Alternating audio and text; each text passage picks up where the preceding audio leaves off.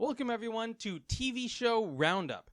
This is where we take a look at the TV shows that we're watching this week and just give a brief rundown. And let's kick it off with House of the Dragon. I think this is where the show should have started, with maybe a one episode or half of an episode preamble that explained everything of last season.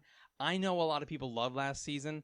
I was kind of mixed on it based on the lack of consequences for some of the main characters.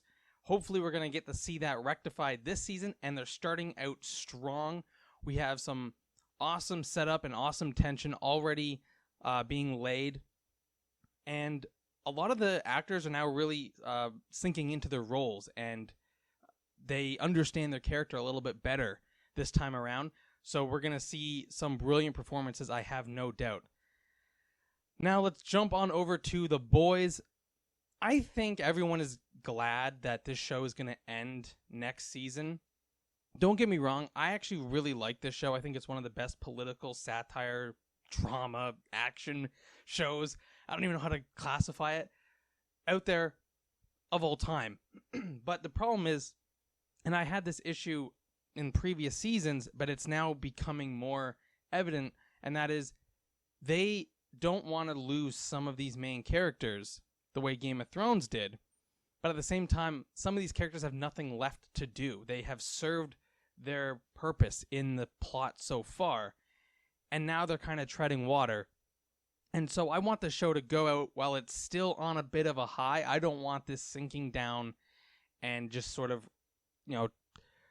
treading the tires and not going anywhere. So I'm glad this is going to be wrapped up next season. I am still excited about this season because there does seem to be a lot of different directions they can go, and the political satire is so on the nose at this point that I don't even know if it's satire or just mocking at this stage. And last, and maybe least for some people, but I'm finding myself enjoying it a little bit as I watch it with my wife, and that is Bridgerton.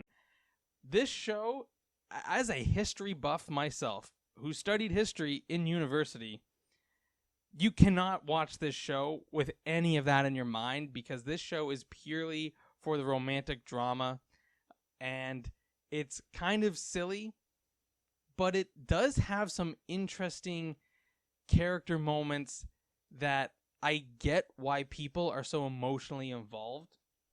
And they have massive scenes that, well, on the surface, if you just showed it to someone who's never seen the show, they would maybe roll their eyes at. But if you watch this show with a fan, and if you get into the show and understand the characters, you do have a bit of an emotional response to some of these scenes. And it's kind of masterful the way they've written this in a way.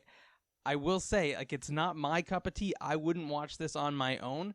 But once you start to get into it a little bit more and just open yourselves up to it, you do start to feel those emotions. And that's ultimately what the show really excels at.